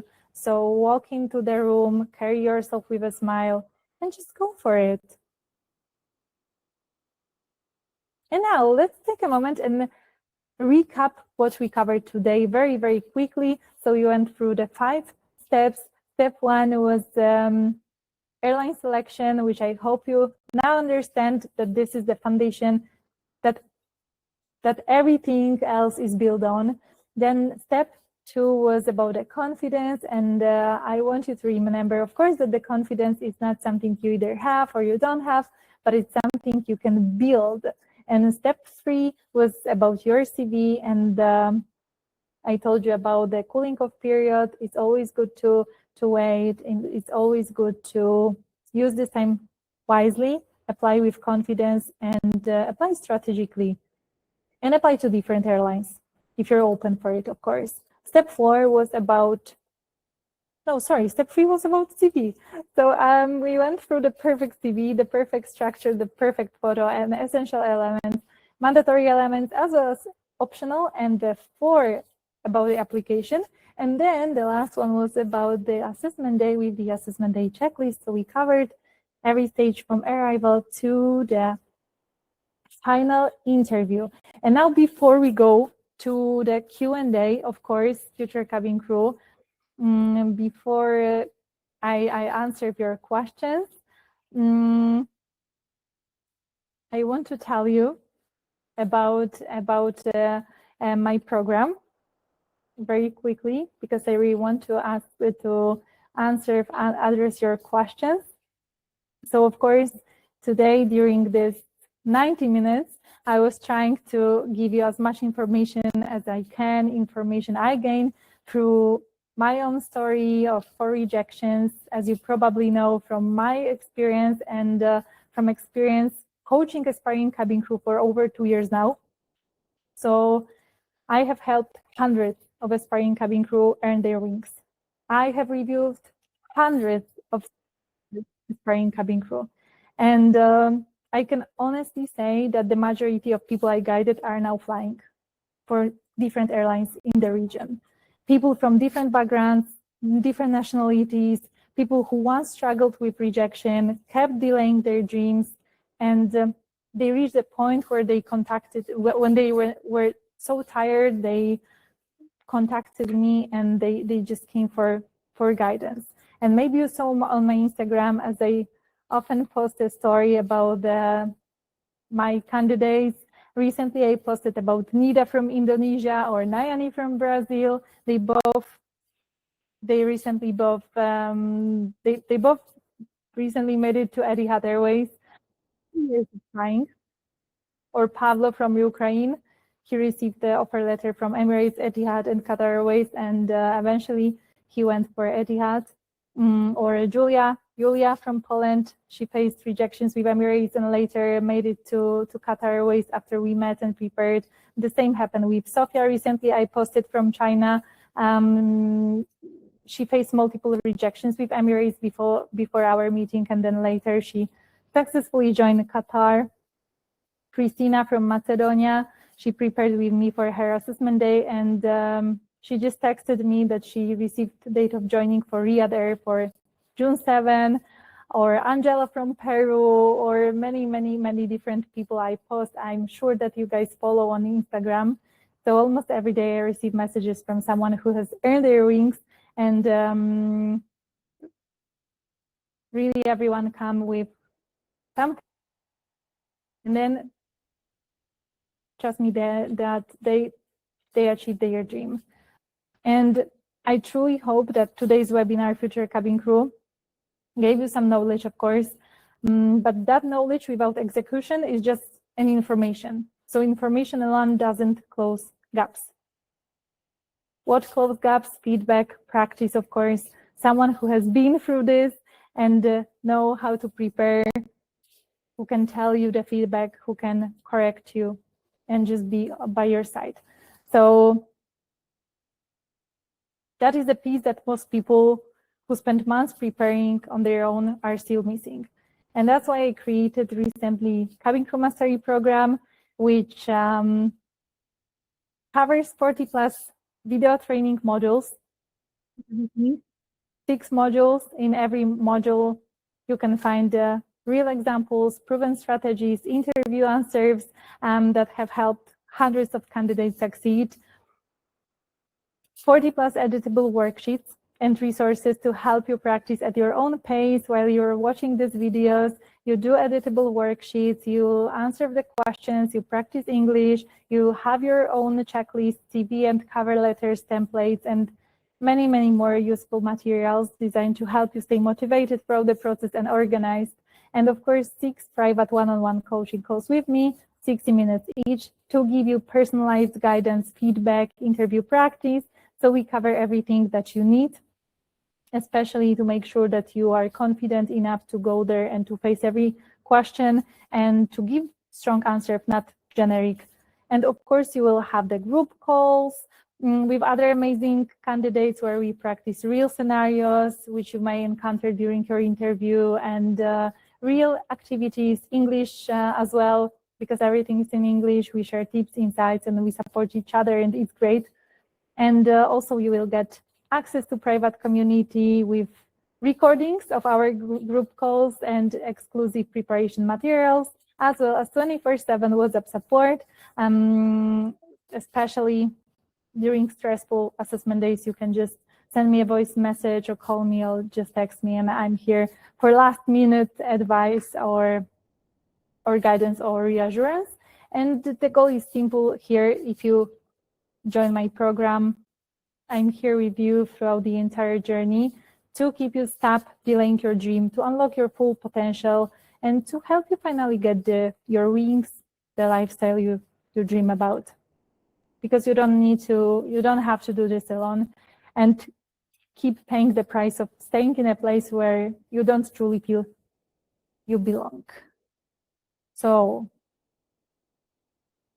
I will just share the link here in chat, in our group chat. If you're ready to take this step and join, enroll to Cabin Crew Mastery program, book your free qualification call with me. The call is free. I will send the link here in the chat. And during the call, okay, I sent Cabin Crew Mastery. Link to Cabin Crew Mastery. Okay, pinned. If you're ready to take this step, just book a free qualification call with me. We'll have 30 minutes. You can just book a spot in my calendar. And during this 30 minutes, we will go through your goals, your challenges. And I will be very honest with you. I will tell you if I can help you, if this program is suitable for you. So it's just for you, for me, to know each other, to make sure that we are aligned. And the program is aligned with you. So the link is in the chat if you want to join us, if you want to enroll to the group calls, to the calls with me and everything, then just please. And yeah, the link is in the chat. And now, guys, I know that you've been waiting for the Q&A. So let's start with the Q&A. And please, I believe that it will be better if you can just send messages send your questions on either WhatsApp or this chat here. I got few messages on our WhatsApp group. So let me read. Krishna asked me a question. Krishna asked on WhatsApp. Hi, Marta, hope you're doing well. I have 2 questions. I had applied to Emirates in 2025 and was rejected. My cooling off period is over now.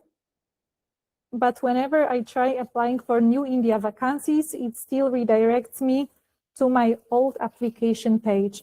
I have also emailed them regarding updating and or deleting my profile, but I haven't received any response. What would be the best way to resolve it? Okay, so first I suggest you, Krishna, to check whether we are talking about open days or assessment days, because if you have open day, then you don't have to apply before. If your cooling off period is already over, it's finished, then you can just go attend your open day. If we are talking about assessment day, of course you have to apply before. So if your cooling off period is over now and you email the team, wait for the response. If they don't respond, let's say I'm not sure when you texted them, when you send them an email, but let's say if they don't respond within 4 weeks, then if your cooling off period is over, like 100% over, you might open another account. But just make sure it's over, it's finished, to avoid another rejection. I hope that they will contact you shortly and they will explain everything. The second question from the WhatsApp group, Etihad. I applied to Etihad and was rejected at the initial application stage. Later, after they changed the layout of their website, I applied again a couple of times, and I wanted to understand whether multiple applications could negatively affect my profile or if I should wait and reapply later with an updated profile. If you applied and was rejected, you just need to wait. I don't recommend to apply multiple times. It might really affect your profile, it might red flag, and even they might block your account. So if you applied, wait. Don't create different accounts, because the systems nowadays are very, very smart. And yeah, trust me, it's not worth it. Just wait, be patient. Be patient and don't apply from different accounts, especially after you faced rejection. Then please be patient and wait at least 6 months to reapply again.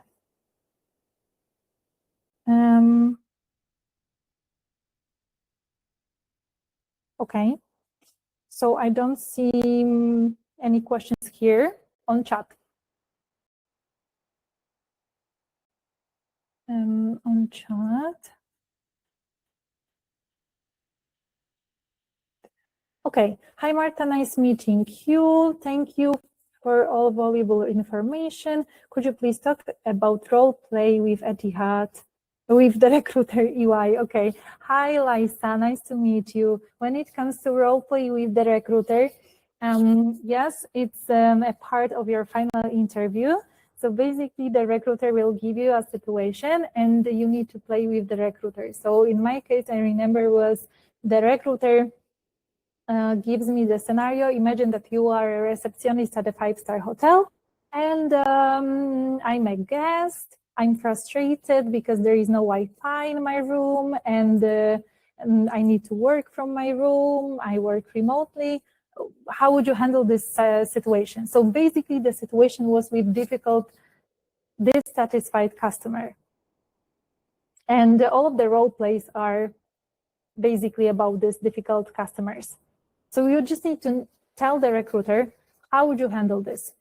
Some of the recruiters, they really play with you and they act like customers, but some of them, they just ask, what would you do if you have this and that situation? You have a passenger who find a piece of plastic in the casserole, in the meal. What would you do?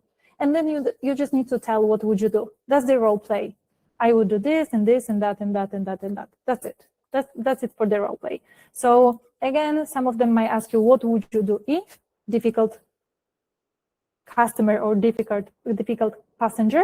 Some of them might start playing and might be like, oh, but I just find this oh, I'm about to faint. Then what would you do? Tell me. So don't worry. Of course, if the recruiter starts to play like this, like it's very unusual. Stay focused and stay very solution oriented. Remember, always try to be solution oriented and always try to approach it in a professional way. So listen, apologize, solve, and thank. Listen the concern, apologize to your customer or passenger, solve this problem, find a solution, and thank for understanding, for cooperation, or for patience. This is the way how to deal with difficult passenger or difficult customer.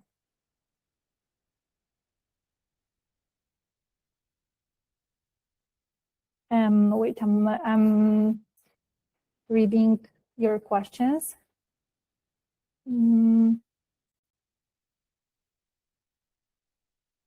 Okay, oh, this is very long.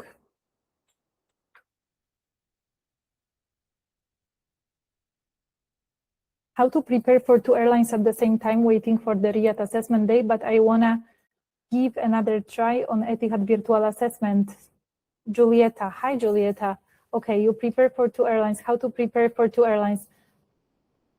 Riyadh Air and assessment day and Etihad virtual assessment.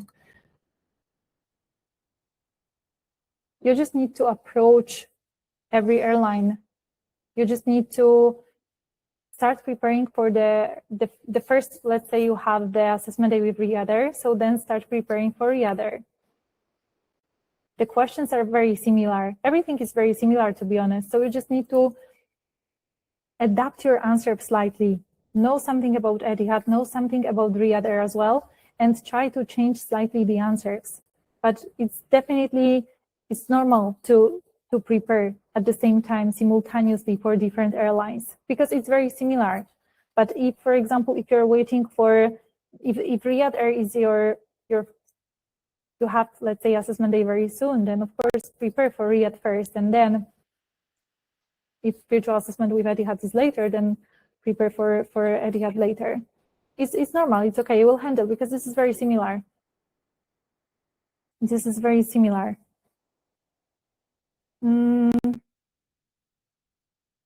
Okay. I'm reading another question. Hi, Marta. I attended the April virtual assessment for Etihad, but was rejected after the first group discussion. Sorry, I sent it by accident. So when I was in a room with 5 other girls, but no spoke. So I started the conversation because we only get 10 minutes to discuss. I was scared we wouldn't get to any conclusion. So I want to know how to find the balance between being quiet and being confident. You don't have to be the loudest person in the room to be confident, to be honest. Confidence is not about being the loudest person in the room. And confident people, if you are very, very, very, very confident, sometimes, people might think that you're arrogant, So it's not about being the loudest person in the room and to speak all the time and take all initiative on yourself. To find this balance between being quiet and confident. Okay, you can be confident and you can still just take initiative, like one initiative, let's say. So if you started the conversation, that's great. That's great that you started the conversation because when everyone was shy and withdrawn, then you took a lead, then you took initiative. Of course, it matters how you took this initiative, because if you forced them, it's a different story. But if you were kind, polite, respectful, and you approach these girls in a very respectful manner, then I assume it was all good here when it comes to your initiative. So, of course, in this group discussion, you need to find a balance. You can't be too shy and withdrawn, but at the same time, you can't take everything. You can't overshadow the rest of the people. That's why I shared with you, take initiative, volunteer for a role. Because, for example, if you volunteer for a role and you are timekeeper, you are responsible for managing time, right? So you tell your group, okay, we have 10 minutes, let's focus on this. Then, oh, we have 5 more minutes, let's speed up. Then, oh, we have 2 minutes left, let's summarize. And you have this nice initiative, right? But you don't need to speak all the time. You don't need to overshadow the rest of the people. At the same time, you're not quiet because you took this initiative and you had the role, you participated. So try to find this balance by taking initiative. Take initiative and stick to your role. You don't have to be the loudest person in the room. You don't have to. I'm curious about the next question. Kim, thank you, Marta. To leave you one question, I'm curious about the passport photo. I think different countries have different standards, and the photo you shown earlier shows shoulders. I wonder if that works for all general application or some ask cropped till face photo. Thank you. Okay, so when it comes to your CV, it's usually the one that I showed. Of course, during the process, for example, if you go for Qatar, Qatar will ask you for a different background. They usually requires you to have a blue background. So later, of course, you need to stick to their instruction and go proceed with the photos that the different airline ask you. But the one that I showed you, it's just a standard photo. It's just a standard photo. It's just for your CV. So I guess the one that I showed you, it's a standard one. Your face needs to be fully visible. Your smile, of course, your business attire, and yeah, this is the standard photo. But of course, later on, just follow the official guidelines. If you receive, for example, as I said, from Qatar, that you need to do this, that, then go and of course, then do. Okay, I'll pay.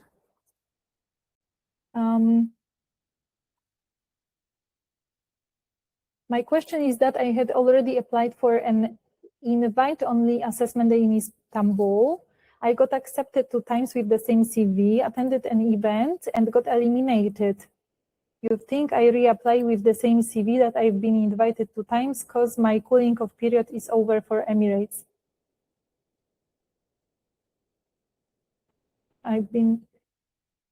You've been invited 2 times with the same CV, Alpai, and now your cooling off period is over for Emirates. You just need to deliver them your actual CV.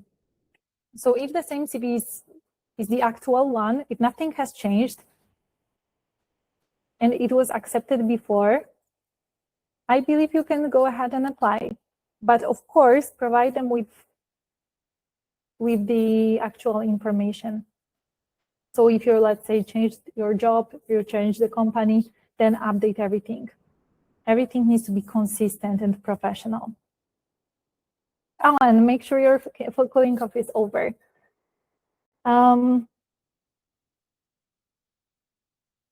Okay, the question? Wait.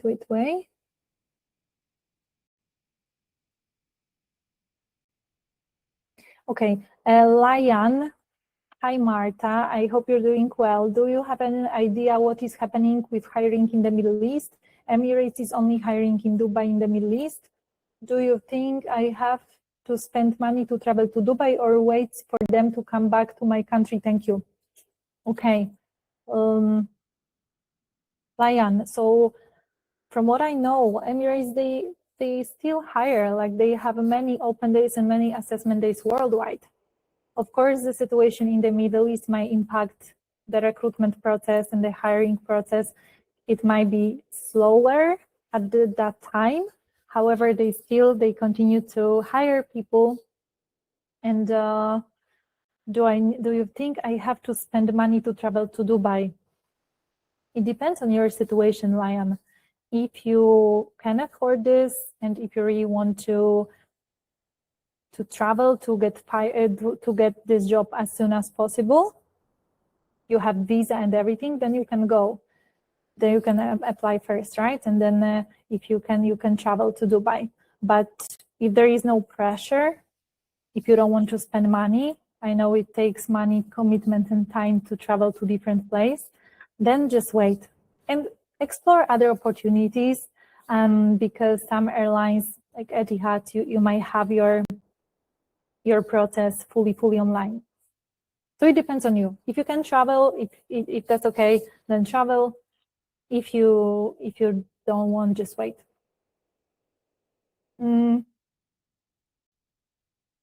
Okay.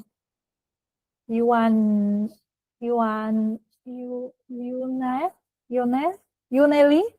Hi, Marta. I'm preparing to attend Etihad Open Day soon. What would be the best way to make a positive first impression? Stand out in a room full of people dressed the same during CV drop. Everything what I covered during our CV, everything that I covered today, basically, yes, to make a strong first impression. It's about your posture, it's about your smile, it's about your energy, it's about your grooming.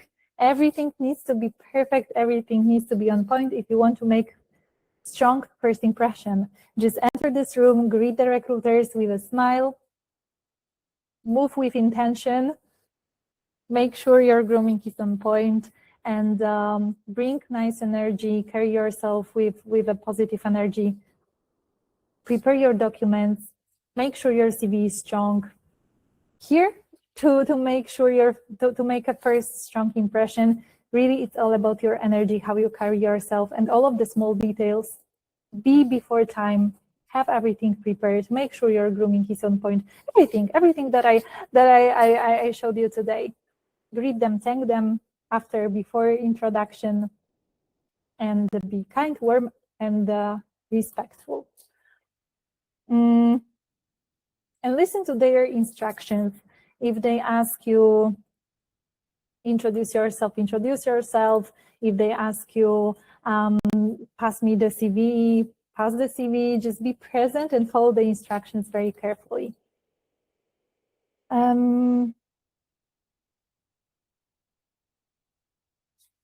Marta, I have now, Poulami. Hi, Marta, I have scars on knees and I'm taking treatments. Okay, that's good. However, I want to know your acne treatment journey in detail. Okay, because I want to know when did you apply and what was your treatment. Okay, because I remember you told that you got selected, got the offer, but still the treatment was going on. However, when you relocated, by the time your skin healed. So please elaborate the time. Okay, so my treatment, my acne treatment, everything I provided in this video, it took 1 year, one entire year. So I just finished before, basically. My skin cleared before I went to the UAE. But it was a very strong treatment, isotretinoid in Polish. So yes, it took 1 year and I just finished before I go to the UAE.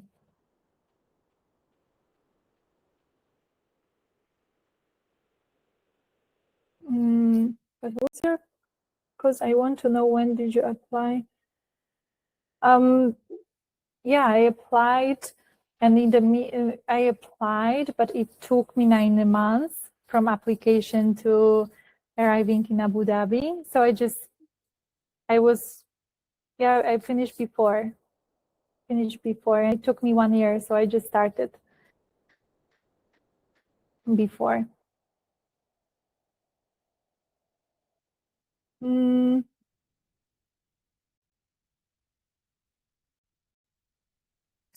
Would you say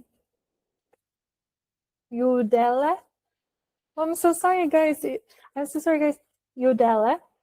Would you say previous flight attendant experience is a bonus when applying? Is it better to first get experience in a local airline before applying for international airline? My previous experience as a cabin crew for a lot of Polish Airlines, the national airline of my country, was very helpful. It helped me a lot, especially during training, because I was familiar with the aviation terms. And everything was in English, of course, in Abu Dhabi. So it helped me a lot. Yes, I would say it's a huge bonus because you're familiar with procedures, with equipment, with terminology. And yeah, it's a big bonus, to be honest, but it's not mandatory. It's not mandatory. So it's up to you. It's up to you. If you will feel more comfortable and confident starting in a local with the local airline before, then just, yeah, of course. But you will handle it. You will handle it if you go straight to the Middle East. Of course, I met so many people. Majority of the people, basically, they didn't have any aviation experience, and they handle everything well.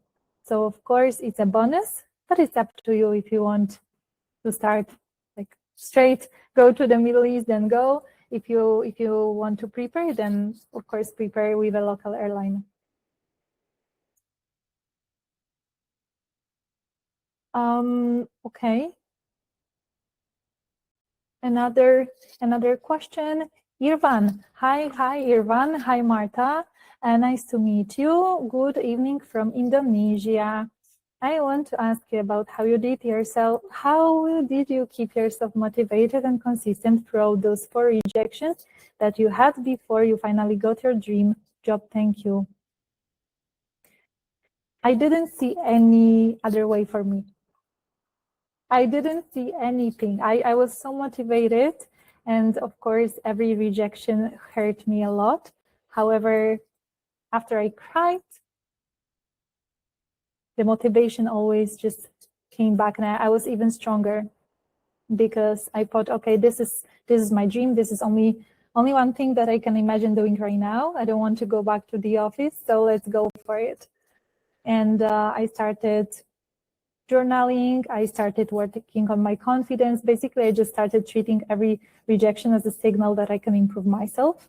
And of course, it hurt me a lot. But at the same time, I was like, okay, this is the only dream that I want at that time. So let's go for it. And yeah, you just need to approach every challenge as an opportunity to grow. That's it. I would say to keep yourself consistent, to keep yourself motivated, just learn what you can improve. Analyze every single rejection, just analyze. Think what happened, what could affect my application, and then just work on it, start working on it, improve it, and you will see you will grow personally as well, which is great and which is very rewarding. So yes, this is what kept me motivated and consistent, this strong feeling inside that, okay, this is just a signal I'm good enough. This is just a signal that I need to improve something. This is my dream. Thousands of people are flying in the Middle East, so I will do as well. I will get there. I will get this because it's worth it. It's worth to travel, earn money, tax-free salary. It's worth to live there and to have this lifestyle.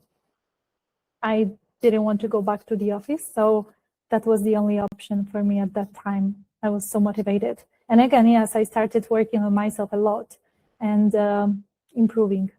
And with improvement, the motivation grow as well.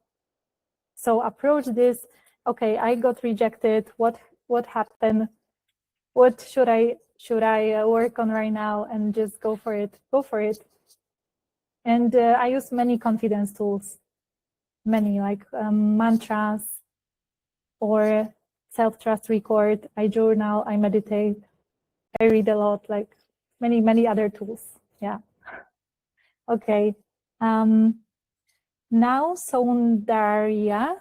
Okay, let me ask maybe 2 more questions. Okay. I heard up, and as I have a birthmark on my neck, do I need to cover them up during assessment day by concealing it, or leave as it is so a recruiter get to know them with no issue later? Because my passport photo it will be edited without them asking, can I inform them? I don't recommend covering your tattoos, your scars, birthmarks. No, I don't recommend use concealer or a plaster or makeup, bandage, anything. Just no. If it's on your neck, if it's not visible, not prominent, not obvious, then it should be fine. If not, then just during your assessment day, please ask your recruiter and clarify, and it will be signal, because even if you get rejected, then you will know, okay, I got rejected because of the scar. So then you just need to, you will remove the scar and you will try again later. Okay, this one is very long. Hi, Marta. First of all, sorry to say that my situation and doubts are a little bit too long. And on September 13th last year, I applied, my CV got selected, and then I had to give the video assessment within 14 days. And I did it. And exactly after 6 months, like March 13th of this year, I got rejection. So after that, I went to Prague to study my master's in October, and in the October of last year. Currently, I study here in Prague. So while I was checking the website of Etihad, I saw they gonna conduct an open day here in Prague. Yes.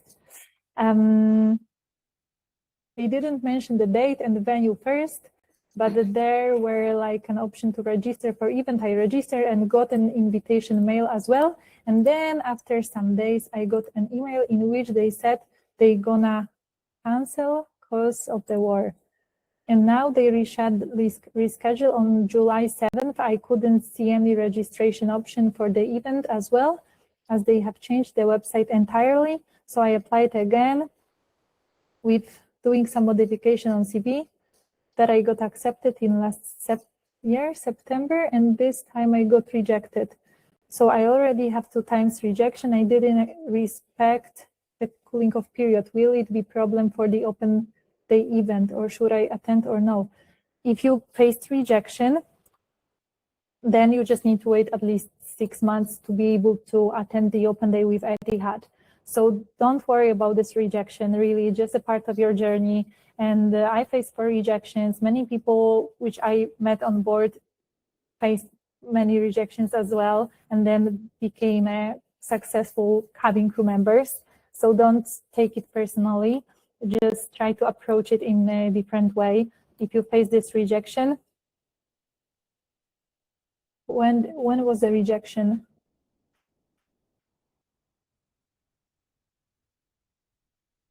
If you face rejection, you just need to wait 6 months. Even open day, you need to make sure there is no cooling off period. Yes, and after you can just go and thrive. Hi, Marta. Last question. Hi, Marta. I was already on a cooling off period from March 13th this year, and right now I'm in Prague, Czechia. And on Etihad website, they scheduled open day in Prague on July 7th. So I applied and again got rejection email. Should I go? No. If you got rejection email after you apply, and you are in the cooling off period, I don't recommend going for the open day because they have everything in the system. So you will risk another rejection and another 6 months.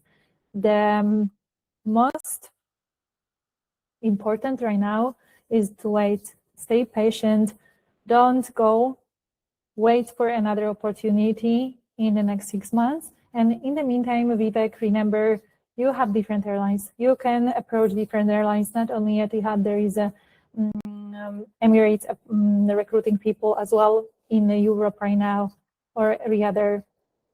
So please check in the meantime. And yes, I'm keeping my fingers crossed for you. And what else, guys? Thank you. Thank you so much for today, future cabin crew. It was so lovely to connect with you. And I'm so happy, so grateful that so many of you joined. If you are ready to take the next step, please feel free to book this strategy call with me. It's free. We'll talk about your strategy, your goals, and check if we are aligned and if the program is the right fit for you.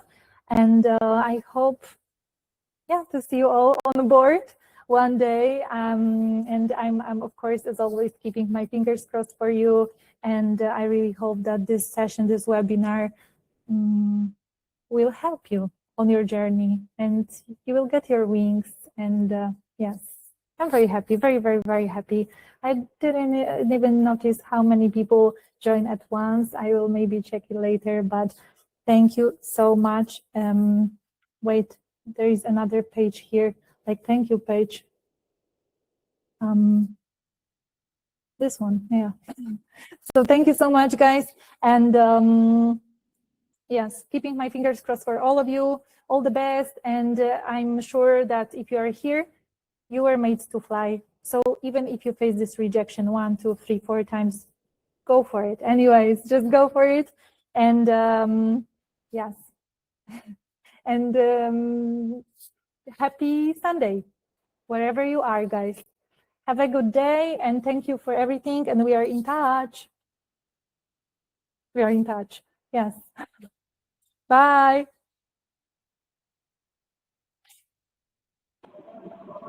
Bye, Marta. Have a great day. Bye, Marta. Have a great day. I'm here, guys, reading this chat, but of course the call is over. So let me just stay here and read this. It was lovely. Thank you, thank you. Oh my God. Bye.